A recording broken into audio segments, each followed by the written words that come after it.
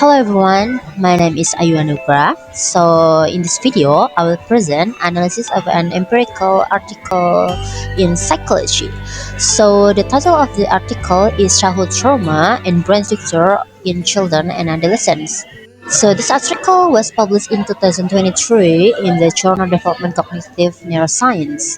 So the study is talk about childhood trauma and how it affects brain development.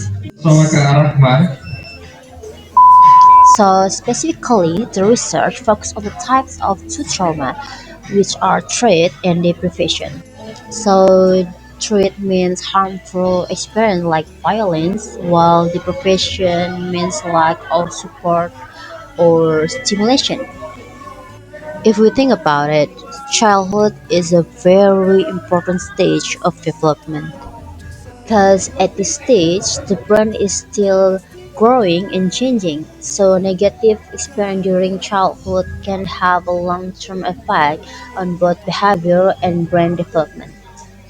So the purpose of this study is to see whether these two types of trauma have different effects on the brain. This topic is important because many previous studies did not clearly separate this type of trauma. So this research tried to give a deeper and more specific understanding. By separating these two types of trauma, the researchers want to understand which experiences are more harmful and how they influence the brain differently.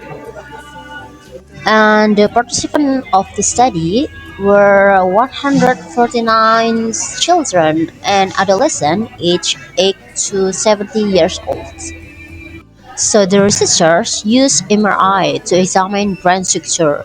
They also collect data about trauma using questionnaires and interviews from both children and their caregivers.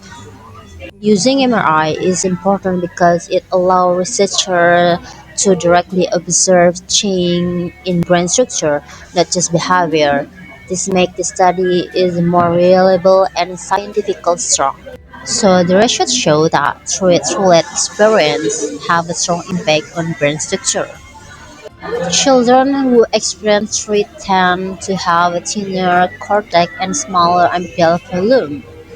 And meanwhile, the profession did not show a significant effect on brain structure. This means that not all types of trauma affect the brain in the same way. According to the authors, this result means that threat has a strong influence on areas in the brain related to emotion and perception. This also supports theories that trauma affect how the brain processes emotion and danger. This finding is interesting because many people assume all types of trauma have the same effect, but the studies show that different experiences can affect the brain in different ways. One strength of this article is that it clearly distinguishes between threat and deprivation. This makes the analysis more specific and meaningful. This makes the study more detailed compared to previous research. However, one weakness is that this study is used a cross-sectional design, so it cannot fully explain cause and effect relationship between them. Future research should use a longitudinal design to better understand how the brain changes over time. In my opinion, this study is very relevant in Indonesia. For example, children who experience domestic violence might be affected not only emotionally but also in the brain development. This can make it harder for them to control emotion or to feel safe.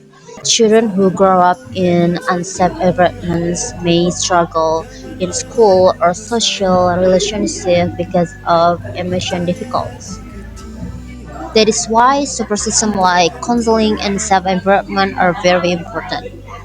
The point is, this article is shows that childhood trauma, especially threat, has a significant impact on brain development. It also shows that psychology today combines psychological and biological approach.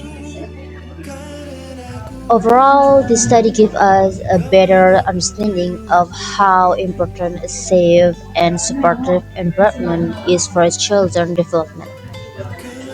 Well, that's all for my review of this article. Thank you and goodbye. Aku yakin makna nurani